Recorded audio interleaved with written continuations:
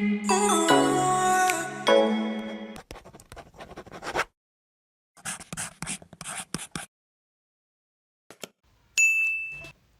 is going to be my do side, and this is going to be my don't side. So what you do want to do is to always use an eyeshadow base, be it P. Louise or any other good oil-free concealer or eyeshadow base that you have. Next is to pat down the base and make sure that it is evenly distributed and it has covered your eyelid just so. And I'm going to be using this eyeshadow palette from Lazuli Cosmetics. It's a very colorful eyeshadow palette mixed with mattes and shimmers. So what you don't want to do is to apply the dark eyeshadow directly in your crease, especially for those of us that have hooded eyes, because when you open, you can't see the eyeshadow anymore. Your hood hides it. What you do want to do now is to use your brush to fill the actual socket that your excess skin is covering and then apply your dark eyeshadow in there. Now this helps you to map out the space or the new crease that you want to create. This is going to make it look like your eyes are bigger, and when your eyes are open, you can still see eyeshadow. Now what you don't want to do is to blend everything all at once. I mean putting brown directly on top of black instead of having a method to blending. It's just going to make it muddy. But then when you try to blend in sections using the 50-50 method, you would notice a difference. First off, I'm using that tiny brush that I used to apply the black to just diffuse the line first. Then I go in with a pencil brush and some dark brown to diffuse the top of the line, not the actual eyeshadow itself, just the line. So I use that brown to kind of diffuse the black. But I'm applying brown here, but instead of applying it on the line, I'm applying it directly on the black, and that's what's going to make the eyeshadow to disappear. Next thing is I'm using this same dense blending brush, but this time around I'm using a lighter brown to diffuse.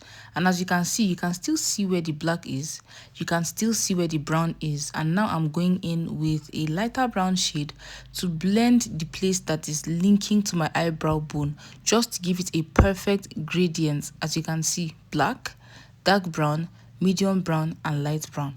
But on this side, we are just jumbling all the colors together, and there's a difference here. Because we are doing a half moon cut crease, I'll apply black eyeshadow to both outer eye corners, and then I'm going to just use a dense blending brush to do that. Next is to take some of your eyeshadow base, apply it directly to your eyelid, and then look straight up. This is going to help you map out wherever the base transfers to. What you don't want to do is to cut directly where it transfers to, because when you're done cutting and you open your eyes, it's going to be lost. Like your hood is going to cover it up. It looks like it's fine now, right? But as you can see, because of how low you placed your eyeshadow, it's going to be lost. What you want to do is to cut above where it touches. And as you can see, the line is sharper and it is crispier. Why? Because we applied our eyeshadow higher up, and now the gradient is way up there that you can still see the black, you can still see the brown. And then what you want to do is to pat down the base.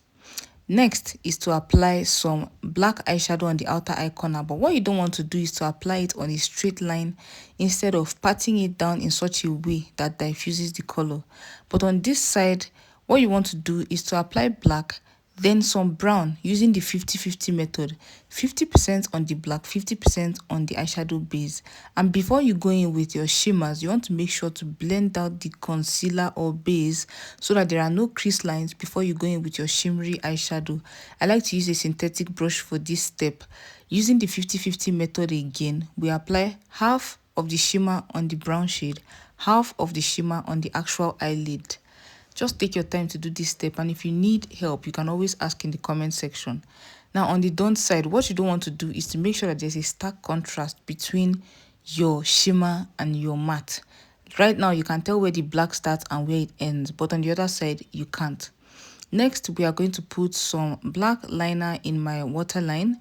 And what you don't want to do is to apply a thick eyeliner, especially if you did not cut high enough. You have hooded eyes already, so if you apply a thick eyeliner and then you look up, especially when it's still wet, it is going to transfer. What you do want to do is to do a thin line. Thin liners actually accentuate our eyes better, especially those of us with hooded eyes. You're going to see what difference it can make. Look, this is the finished look. Look at the do side and look at the don't side. You can even see how the liner transferred. I purposefully left that so you can see it. You can see for some people this is fine, but for me this other eye looks well put together, more professional and so pretty. So let me know if you see any difference. Comment which eye you like more.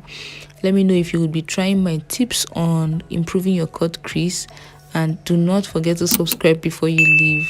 Also remember to give me a thumbs up, rate the video and tell me if you liked it or not. I want to know if I'm doing something right, and I really appreciate you, and I'll see you in my next video. Bye.